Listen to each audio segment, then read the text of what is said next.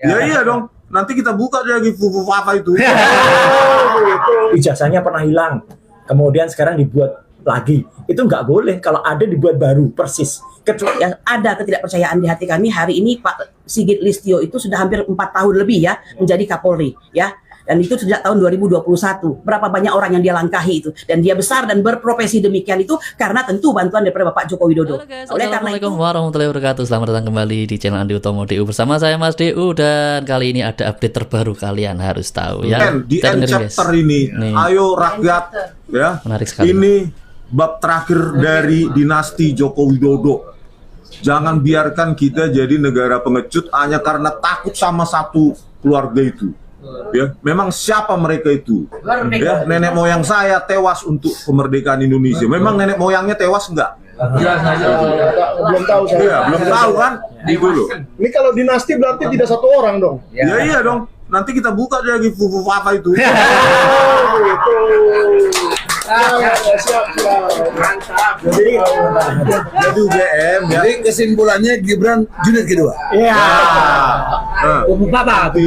Ya, mungkin kalau Jokowi ya sikap tindak tanduknya selalu menipu ya. Tapi kita masih ada harapan untuk UGM. Masih ada harapan untuk internal UGM itu mendesak petinggi UGM untuk berani jujur. Ya, tidak ada lembar pengesahan skripsi seperti itu. UGM tahun 1985 jangan menipu dunia. Itu bukan hanya menipu Indonesia loh. Ya, betul. Mereka menipu dunia. Menipu peradaban. Ya. Miliaran peradaban di dunia ini dia tipu, masa begitu ada 1985. Dan termasuk mungkin kita undang OCC RP juga ya. Kalau bisa itu ya, meliput. dituliskan, ditembuskan itu bahasa Inggris. Coba tes forensik di dunia kalian, di negara kalian. Ini ijazah ini produk tahun berapa ini? Gitu. Oke. Gitu, Jadi gitu. tidak seperti orang-orang yang menuduh katanya Dr. Rismon ini yang mengada-ada katanya. Katanya ada satu kumpulan forum digital forensik Indonesia menuduh Anda yang mengada-ada. Namanya si Markus tuh Gini. Sendiri bukan berarti salah, banyak bukan berarti benar. Ya, AFDI dulu, Asosiasi Forensik Digital Indonesia, ketuanya Muhammad Nual Azhar, ketuanya AFDI itu, dan dia kepala laboratorium komputer forensik Polri. Apa yang dia lakukan? Memanipulasi barang bukti digital. Pendiri AFDI, Asosiasi Forensik Digital Indonesia. Kalau kalian yang katanya tadi komunitas itu datang ke Jakarta, kalau mau diongkosi ada itu Kagama Cirebon, ya Pak Heru Subagja mengongkosi kalian sampai hotel, sampai ongkos, datang kita ketemu di podcast. Ya, salah satunya namanya mau disebut Pak? Iya, siapa nggak usah nanti terkenal ya. Nggak usah disebut. Karena dia ratusan kali nelpon saya ingin nebeng gitu ya. Oh, nebeng terkenal. Langsung. Ya udah nggak usah. Jadi datang. Saya tunggu sampai kapan? Senin. Besok kan masih seminggu kan? Besok berangkat kalian. Hubungi Pak Heru Subagja Kagama Cirebon. Gratis. Kita ketemu di mana? Terserah. Ya, pilih podcast yang kalian anggap netral atau bagus ya. Bukan lama lagi, Bos. Ada saranan nggak buat Presiden Prabowo? Oke. Presiden Prabowo sekali lagi saya sarankan Pak Prabowo Subianto. UGM ini kan bukan pemilik otoritas tertinggi dalam autentikasi ijazah ini, ya. Mereka mengeluarkan bukan berarti statement mereka mengatakan bahwa ini asli terus selesai di situ. Ada Kementerian Pendidikan Tinggi, Sains dan Teknologi punya ahli di sana. Coba verifikasi statementnya para petinggi UGM itu. Bagaimana kalian merekonstruksi para ahli Kementerian Sains dan Teknologi itu merekonstruksi lembar pengesahan yang sangat cantik itu? Jangan bohong. Ya. Dan bisa perintah gitu Prabowo. Iya, Pak Prabowo perintahkan, dan jangan sampai kementerian tersebut ya menipu peradaban lagi. Itu nggak mungkin, dan nggak pernah ada itu teknologi seperti 1985. Nggak pernah ada. Kalau kita bicara spesifikasi hardware, software ya, hardware terutama untuk menciptakan font yang cantik itu perlu RAM yang tinggi untuk menciptakan lekukan itu. Iya, gitu loh. Untuk menciptakan dia kan perlu memori untuk komputasi. Ya. untuk membuat lekukan yang cantik itu. Ya. Itu memerlukan RAM yang tinggi seperti yang kita punya sekarang. Belum ada itu. Oke Bang, ini penting. Ini jawaban yang juga harus dijawab dengan cukup Ya. ilmiah. Bagaimana seandainya apa yang Abang katakan tadi tentang masalah ijazah KKN, sekresi, bodong, tapi ternyata Jokowi bisa melakukan itu asli. Apa mungkin itu? Kira-kira? No. You cannot cheat the technology. Ya. Itu Itu- sehebat apa kecuali Anda punya mesin waktu, mungkin bisa. Malaikat lah maksudnya. Malaikat Bohong. gitu, ya, setingkat malaikat. Tapi ya, Iya, iya. Nah, itu Saya penting. minta, saya pesan untuk Bapak Prabowo, tolong diangkat Pak Rismon ini jadi rektor UGM. Pak Suryo jadi Menteri Pendidikan Nasional. Aduh, enggak. Bakatnya. Ya, ya. Itu permintaan pribadi Pak Adam Herudin. ABHS. Geser. Enggak apa-apa. Pak, geser. Oke. positif. Oke, ya, ya. Mungkin sekarang kita kasih. Bentar, sedikit, Pak. Oke, ya Pak Roy mau menambahkan Ya, sebelum kita ke Gini, jadi saya ingin menambahkan tadi yang disampaikan Bang Azam ya. Apakah mungkin teknologi itu diurut ke belakang? Iya itu. Sejujurnya tidak mungkin. Tetapi rekayasa itu selalu ada dan itu mungkin terjadi. Contohnya rekayasa apa? Tadi pertanyaan bagus ya. Apakah dimungkinkan nanti ternyata ditunjukkan ada skripsi baru gitu ya, yang dibuat semirip-mirip yang ada. Mau dibikin semirip mungkin, insya Allah akan ketahuan. Ya, akan ketahuan. Meskipun itu coba digunakan teknologi untuk menduplikasi yang lama. Dan yang paling penting lagi, tidak boleh kalau ada sebuah ijazah yang hilang atau skripsi yang hilang, itu kemudian dibuat baru. UGM itu sudah ada formatnya. Andai kata Sorry, guys. hilang, itu kemudian ada yang namanya surat pengganti. Bukan ijazah itu dicetak lagi. Jadi ini mungkin skenario ini. Jadi seolah-olah itu pernah hilang. Kan ada satu profesor dari hukum, meskipun itu katanya pendapat pribadi, ijazahnya pernah hilang. Kemudian sekarang dibuat lagi. Itu nggak boleh kalau ada dibuat baru, persis. Kecuali munculnya surat keterangan. Tapi kalau surat keterangan pun, nanti harus diverifikasi. Jangan-jangan itu surat keterangan yang memang sengaja dibuat karena ijazah yang dulu nggak ada. Ya. Nah, di kesempatan ini saya ingin menegaskan lagi bahwa menarik ini. Jadi itu dia. jadi ada seorang yang kemarin menjadi pemicu ini muncul semua, yaitu kader dari partai sebar ijazah itu ya, dari PSI itu, namanya Dian Sandi Utama. Masuk jebakan dia. Saya memang di salah satu siaran live itu mengatakan dia memastikan bahwa itu asli dan itu dikatakan dari Jokowi ya. Nah, dia membantah ini dalam tweetnya yang terbaru. Saya tidak pernah mengatakan itu dari Jokowi. Bagus ya, karena di diskursus bersama Dr. Rismon, saya paksa dia untuk mengatakan itu dari mana. Itu bukan dari Jokowi. Berarti hoax. Kalau itu dia mengatakan asli, gitu loh. Dan kalau selama ini kemudian disalahkan, kami ini menganalisis ya, Dr. Rismon, saya menganalisis ijazah yang salah ya. Nah, berarti ijazah yang salah itu dia yang nyebarkan. Masuk perangkap dia. Gitu loh. Itu langsung aja. Kalau dalam live saya katakan dalam utasnya dia cerita-cerita gitu. Menyebar luas kan? Iya, menyebar luas. Jadi Dian Sandi itu ngancam gitu di tweetnya. Berarti justru Pak Jokowi harusnya melaporkan si Sandi Utama. Iya, karena lawyernya selalu mengatakan semua yang beredar itu tidak benar. Karena ijazahnya itu tidak pernah dikeluarkan dan masih dalam bentuk masih dalam bentuk laminating. Demikian juga Pak Jokowi harus nuntut orang namanya Dr. Sigit Sunarta di UGM karena tahun 2017 Pak Sigit Sunarta itu menampilkan fotokopi yang sama dengan yang dikeluarkan Dian Sandi dan itu ada rekamannya dimuat di Kompas TV dan disaksikan oleh kaitannya teman-temannya dan dibesarkan dalam infokus gitu ya, dalam screen yang besar gitu. Nah, jadi karena itu cukup identik dan kalau itu dikatakan tidak benar, maka adalah sekarang penyebar hoaxnya itu udah kena. Jadi sebenarnya kebohongan itu mau ditutupi dengan kebohongan yang lain akan ketahuan. Gitu loh. Dan satu lagi yang penting lagi, ada hoax juga yang diedarkan. Konon kami ini minta maaf kepada UGM. Oh, nggak ada. Ya gitu. Memang di ruangan tanggal 15 itu kami mau pamit sebagai orang beretika. Ya, kami pamit dan mohon maaf kalau tadi ada kata-kata yang benar itu dipotong. Oh, Ya kan, jadi soalnya kami itu mohon maaf gitu. Ini kalau orang mengerti etika, ya pasti kita meminta dan itu makanya kalau lihat itu utuh. Hari ini kami masih menagih janji dari Universitas Gadjah Mada. Mana rekaman utuh pertemuan selama 1 jam 20 sekian menit. Ya, karena kalau dipotong-potong disebut-sebut Roy Suryo sudah memeriksa foto-foto dari UGM. Saya nggak memeriksa. Lah ya, saya hanya melihat aja. Meriksa itu adalah dengan menggunakan alat. Sama seperti petugas kepolisian yang menerima laporan Pak Jokowi kemarin. Betul. Itu pasti nggak memeriksa. Ya pasti cuma melihat. Pengakuan yang sama disampaikan oleh salah satu ketua KPU kemarin yang ketemu saya di Kompas TV. Yang namanya verifikasi KPU itu ternyata dia hanya melihat saja.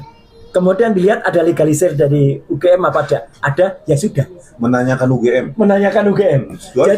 Jadi dia nggak meriksa, dia nggak punya alat verifikator, dia nggak punya alat uji forensik. Udah, saya hargai kejujuran Pak Ilham semalam, ya gitu, dan itu semakin menambah kita bahwa KPU jangan dibawa-bawa untuk meriksa. jadi mungkin KPU juga tertipu. KPU mungkin juga tertipu.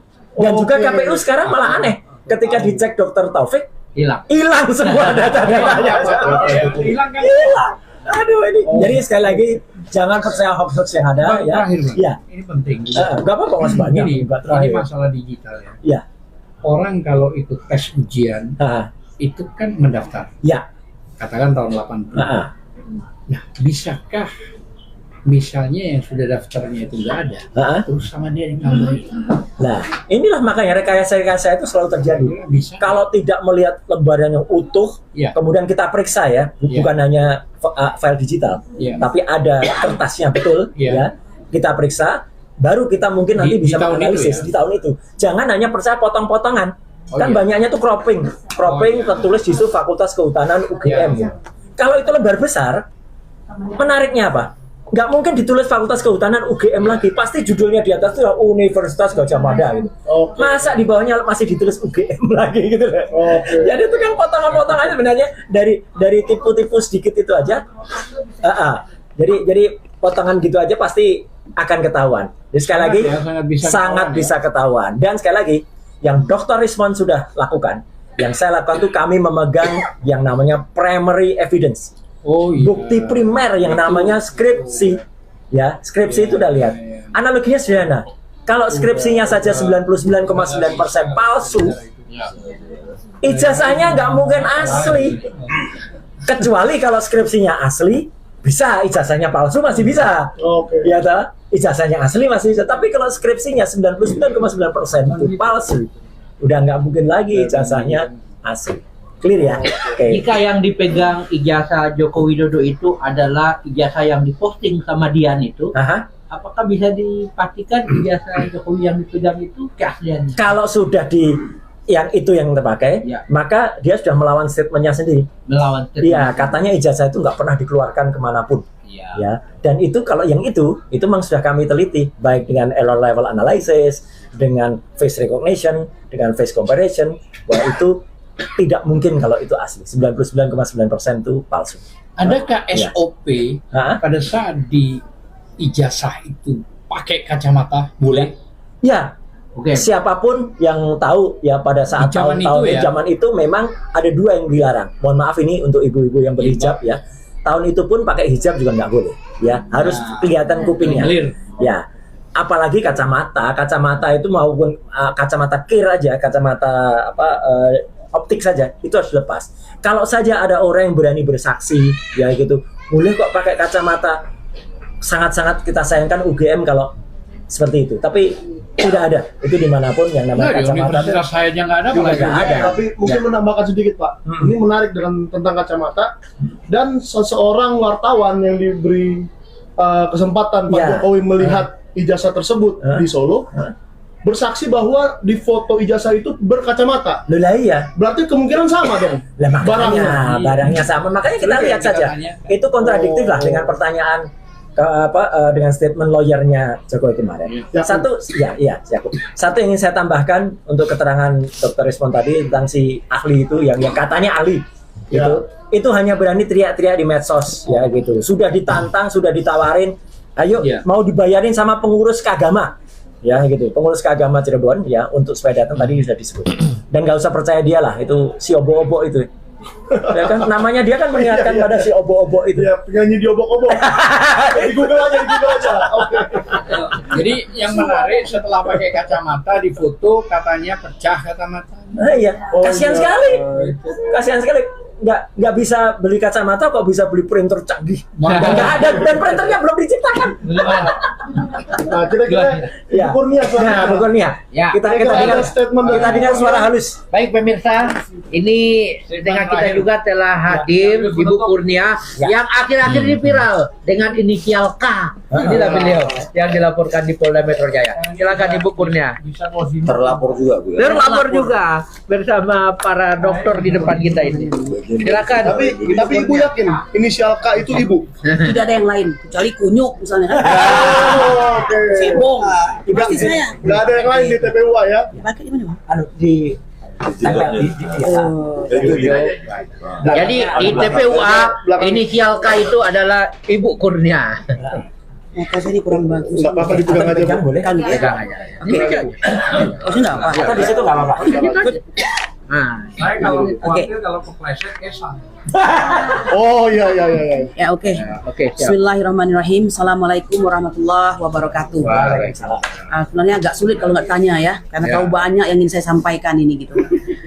Ketika pertama kali ada yang menyampaikan kepada saya bahwa Bapak Joko Widodo melakukan suatu press conference ya, walaupun mungkin tidak resmi, dan menyebutkan selain nama Bang Roy Suryo, kemudian Risman Hasiholan Sianipar dan Dr. Tifauzia Tiasuma, itu ada 2 nama, yaitu ES ya, tapi tidak pakai nama langsung, karena inisial saja, dan K. Itu saya sudah bisa menebak itu adalah saya ya, tidak ada lain. Dan itu saya, yang timbul di hati saya rasa perih ya, perih nanti dulu ke Joko Widodonya, perih kepada tim kuasa hukumnya ya. Bagaimana mungkin Anda yang berada dalam satu organisasi dengan saya ya, dan tidak usah saya sebutkan, ayahnya adalah pimpinan daripada organisasi saya, memberikan suatu pendapat hukum, kemudian juga nasihat-nasihat hukum yang menurut saya sangat luar biasa ngawur. Ya, perlu diketahui keberangkatan kami ke Jogja, keberangkatan kami ke Solo itu baik-baik saja. Ya, kami berkirim surat sampai 2 kali, sekali tidak diterima, kita ulangi lagi. Itu saya merasa tuh, Arif, ayo diulang lagi Pak, kirim suratnya.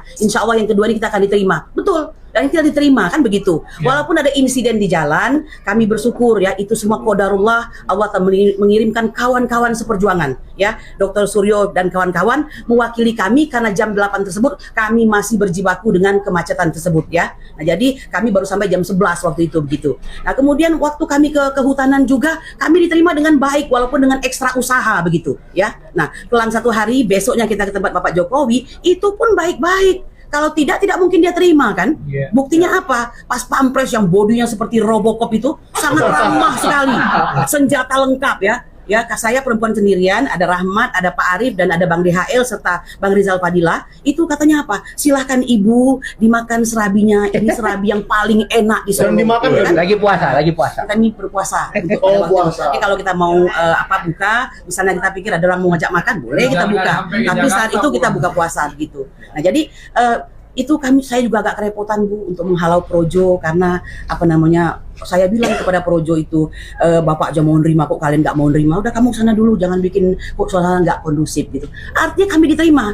Pertanyaannya, orang yang diterima dengan baik-baik, bicara dengan baik-baik tanpa emosi ya, tidak ada emosi kami, walaupun kita sempat berdebat, itu berdebat yang sangat sopan ya, karena meskipun saya mengakhiri perdebatan itu dengan mengatakan, baiklah Bapak, jika tidak didapatkan suatu kesimpulan di antara kita, Bapak akan tidak akan menunjukkan ijazah tersebut ya, kemudian akan melakukan tindakan hukum. Kami pun demikian. Kami akan terus menegakkan hukum ya, dengan menegakkan hukum dan dengan menggunakan hukum yang ada di Indonesia ini. Itu akhir jawaban kami. Jadi bagaimana mungkin akhir yang baik itu ya, kemudian dia simplifikasi dengan melaporkan kami. Jangan lupa ya, jangan lupa, saya ingat apa kata orang di sebelah saya ini ya, yang memberi inspirasi mengatakan you have to open to knowledge, you have to open to IT, ya, informasi and also teknologi, kan begitu. Jadi kalau kita sudah dua itu, nggak gampang kita mengkriminalisasi orang. Nah, terlebih lagi kenapa saya bilang tadi, kok rekan sejawat itu ya memberikan suatu nasihat untuk mempolisikan kami. Masa kamu nggak tahu saya ini sebagai pengacara begitu? Bang Egy itu pengacara, Rizal Padilla itu juga pengacara. Kami punya hak imunitas. Kalau polisi imunnya itu dengan dia mempunyai senjata diperbolehkan, berpakaian seragam, ya kan? Kalau pengacara itu hak imunitasnya apa? Ya itu tadi undang-undang yang ada pada dirinya, yaitu undang-undang advokat. Nah itu apa? Anda mau mengatakan bahwa itu akan Anda libas karena Anda memegang kepolisian begitu? Nah, saya mau mengatakan ya ada ketidakpercayaan di hati kami. Hari ini Pak Sigit Listio itu sudah hampir 4 tahun lebih ya menjadi Kapolri ya.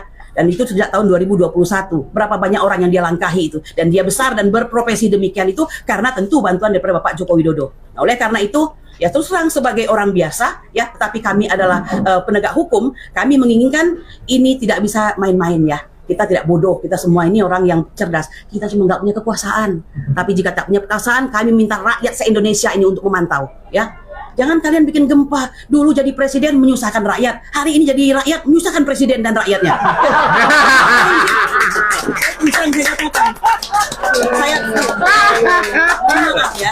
Ini saya meminta perhatian ya, dan mereka-mereka yang mempunyai kemampuan di bidang hukum yang hari ini sudah berkolaborasi dengan pemerintahan yang ada, coba speak up lah Anda itu ya. Negara ini dalam kondisi tidak baik-baik saja ya. Kurnia ini siapa sih? Egy Sujana ini siapa sih? Rizmon Hasiholan ini siapa sih? Roy Suryo ini siapa sih? Tifauzia Tiasuma ini siapa? Orang yang mencintai Indonesia.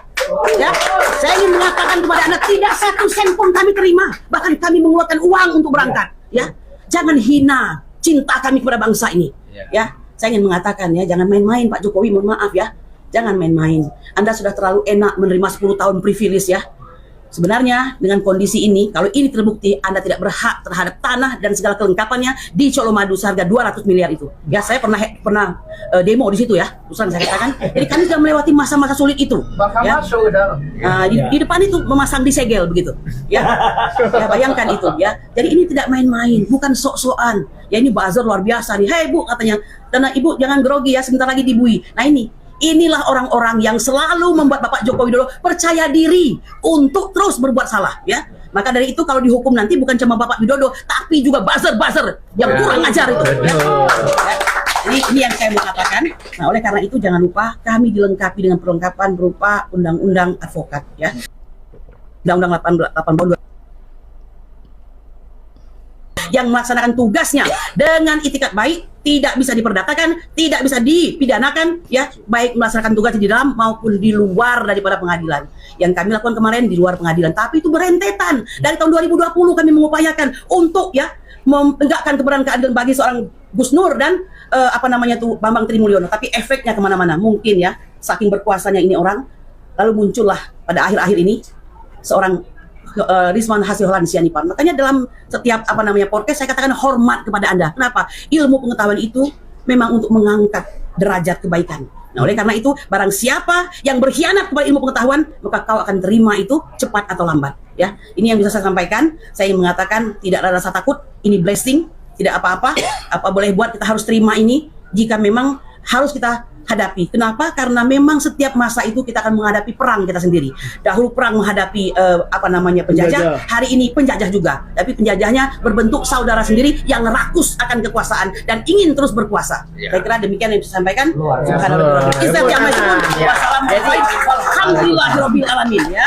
Pada tanggal 16 April, Ibu Kurnia merupakan salah satu yang masuk ke dalam kediaman Bapak Joko Widodo.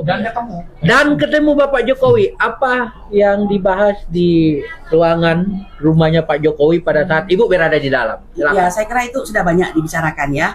Pada dasarnya saya tahu dia itu juga menahan diri sebenarnya kan. Seperti kami itu menanyakan dengan sopan begitu. Jadi makanya saya bilang tidak ada pembicaraan yang emosional, tapi tajam menusuk ya.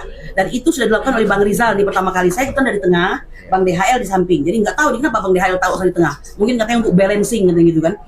Nah, jadi Bang Rizal menjelaskan semua, masuk kedatangan kami ini Pak untuk bersilaturahmi. Kami yakin dan percaya sebagaimana Bapak menerima banyak orang di sini, kami juga ingin bersilaturahmi. Siapa yang tidak ingin bersilaturahmi dengan mantan presiden, woy? Gitu kan? Nah, yang kedua tentu saja tidak bisa keluar dari para tujuan kami untuk kami mengkonfirmasi informasi, mengklarifikasi dan memverifikasi ya ijazah yang diseligai palsu itu, begitu ya. Dan kami sudah melakukan itu lewat beberapa kali persidangan, 3 kali persidangan, menghadap ke KPU sudah, menghadap DPD sudah, DPR sudah, akhirnya membuat laporan ke Bareskrim. Nah ini kami sampaikan itu. Jadi Bang Rizal dengan gayanya yang sangat santun Sunda itu ya, tetapi masuk semua itu yang dia tanyakan itu. Jadi dan saya lalu seperti kembali mengulas itu juga ya, dan jawaban beliau sama. Jawaban itu tidak berkembang. Pokoknya siapa yang mendalilkan, dia yang membuktikan. Dia yang mendalilkan, dia yang membuktikan. Ya. Yang Baik, kita masuk ke closing statement. Satu yang menarik sebelum ini, karena ini yang bisa memberi jawaban adalah Bu Kurnia. Ya. Bu Kurnia. Katanya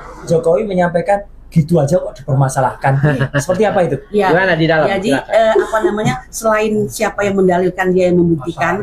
Beliau ini seperti agak ngambek begitu ya. Jadi itu pembicaraan sebenarnya menurut saya sangat natural ya. Jadi kami ini bertiga di sini, dia di seberang sana gitu. Mejanya itu meja yang Anda sering lihat ada Pak Prabowo pernah di situ dan pernah melihat ada oligarki di situ ya. Yang membedakan tuh banyak dinding-dinding, di setiap dinding tuh ada pas pampres. Tapi dia tidak secara nyata menampakkan badannya, hanya ngintip dikit-dikit gitu kan. Bahaya nggak nih keadaan, aman nggak, mungkin begitu barangkali kan. Padahal apa bahayanya seorang wanita seperti saya ini, Bang Rizal yang sudah ya masih tampan sih tapi kakek kan, Bang DHL dulu kan rambutnya memutih, sudah kakek juga gitu kan, tidak ada bahayanya, begitu. Nah jadi dia bilang begini ya, ijazah S1 aja kok dipermasalahkan, kecuali S2 ya gitu ya bahasanya dia seperti itu kira-kira. Ya, jadi pernah cerita sama saya pada saat kondisi Pak Jokowi berbicara, mimik mukanya gimana? Beda ya? Seperti tadi tuh. Agak-agak gimana? Iya, jadi apa ya? Mimik. Jadi ya dongkol mungkin ya, karena kami ini harus diakui bukan tamu yang dikehendaki, betul atau tidak? Kita harus akui dong. Masa dia menghendaki kami ini sudah terlanjur dianggap sebagai lawan kan begitu kan? Orang yang bersiap-siap membuka kedok begitu kan? Yang sesopan apapun kami datang, tetap aja tidak menyenangkan kan begitu. Jadi ramahnya itu ramah yang sedang diupayakan begitu. Kita paham sambil menahan hati barangkali kan. Keramahan palsu lah ya. Jadi Anda bertiga saat ini sudah menjadi terlapor untuk closing statement. Kira-kira Bung Rismon Sianipar, kira-kira langkah apa yang akan diambil ke depan sekaligus closing statement. Silakan. Kayaknya sudah kami. Udah ya? Udah cukup ya? Sudah cukup ya? Ya, oke. Silakan Pak DHL. Pak DHL sebagai kuasa hukum. Langkah-langkah hukum apa Pak DHL yang sudah disiapkan oleh tim kuasa hukum? Maksudnya kuasa hukum aja. Ya, silakan. Jadi saya dulu ya. Ya, bisa. Jadi kalau closing statement saya begini loh. Ya, kuasa hukum ya. Iya, ngapain sih Pak Jokowi pakai pengacara mau menunjukin ijazah? Juga ngapain datengin preman? Kan nggak perlu sebenarnya. Artinya apa? Artinya dengan Pak Jokowi sendiri kan selesai. Kan Pak Jokowi adalah presiden, orang tertinggi. Masa harus pakai pengacara? Silakan. Ya, langsung Pak DHL.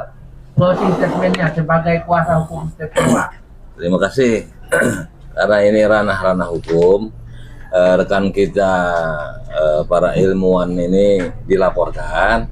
Yang saya mau sampaikan adalah kepada petugas penyidik Polri nanti, bahwa mereka tahu tidak tahu mereka, tapi ada undang-undang kita mempersilahkan halal menyampaikan pendapat di muka umum, baik individu maupun kelompok, lisan maupun tulisan, di ruang tertutup maupun ruang terbuka. Itulah hak mereka.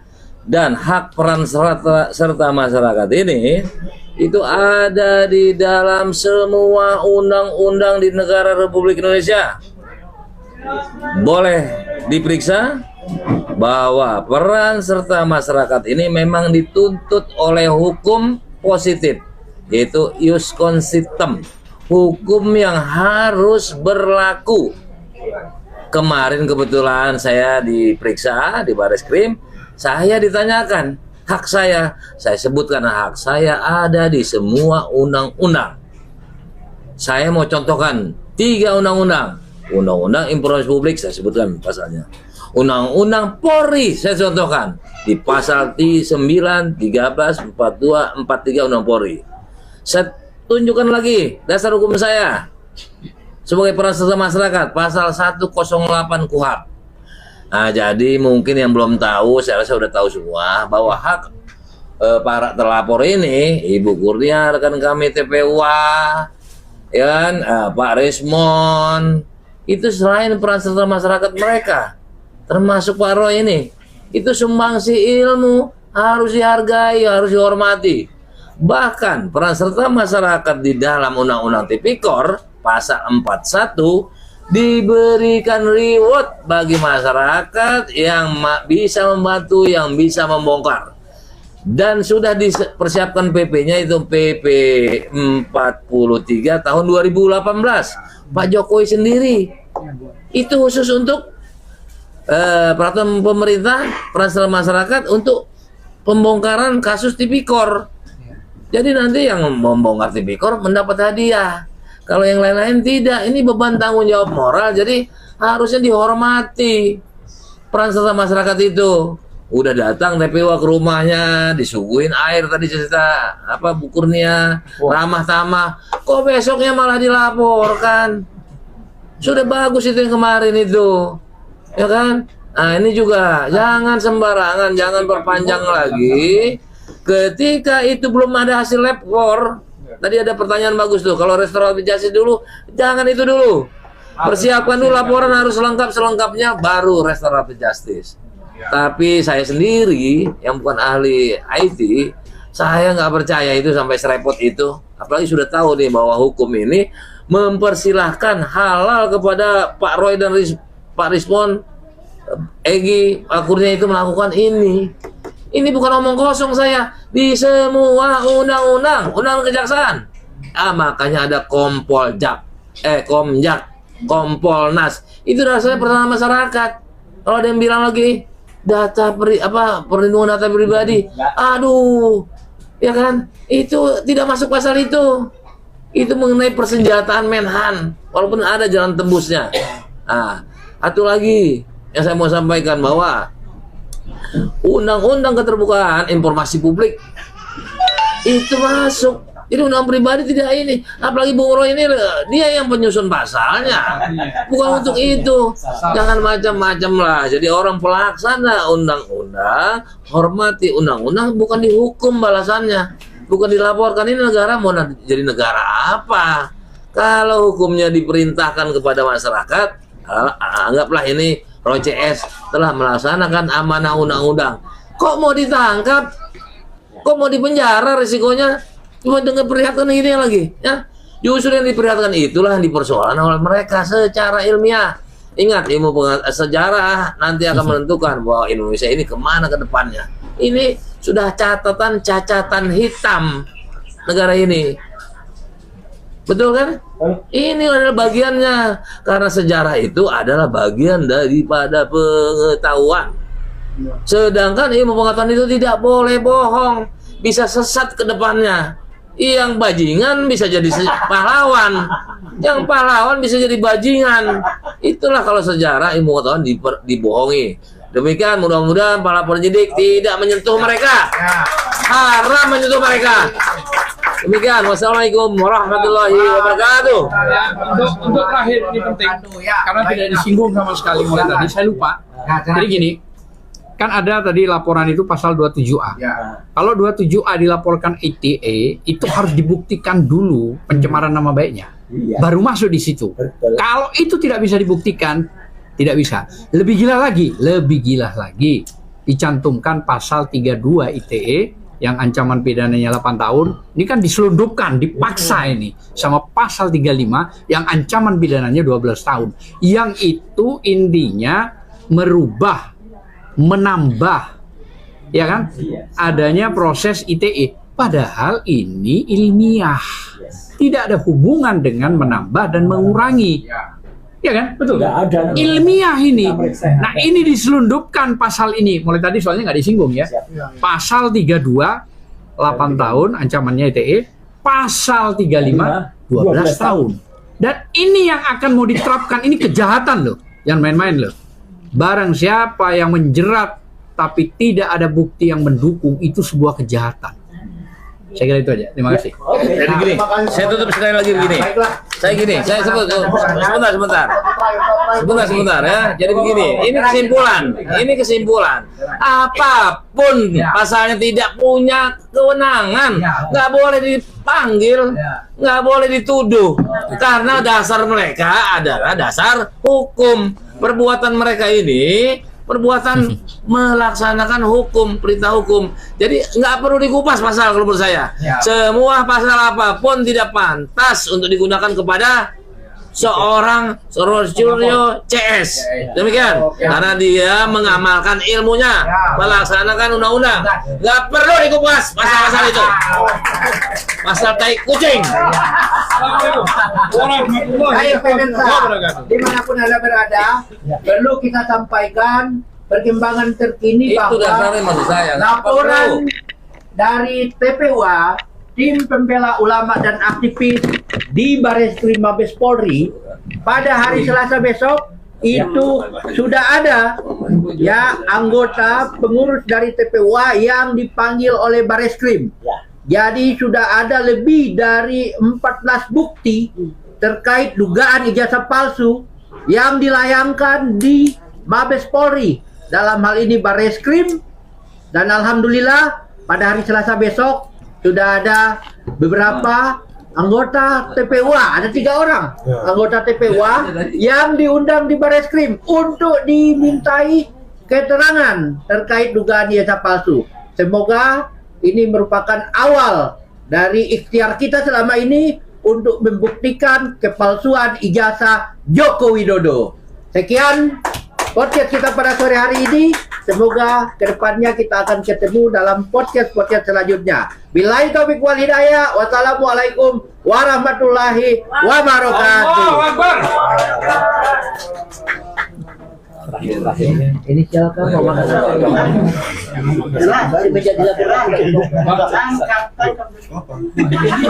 ada ini masalahnya, ada itu. Kita hormati. Ya oke guys ya, itu tadi update terbaru. Sampai jumpa di video berikutnya. Wassalamualaikum warahmatullahi wabarakatuh.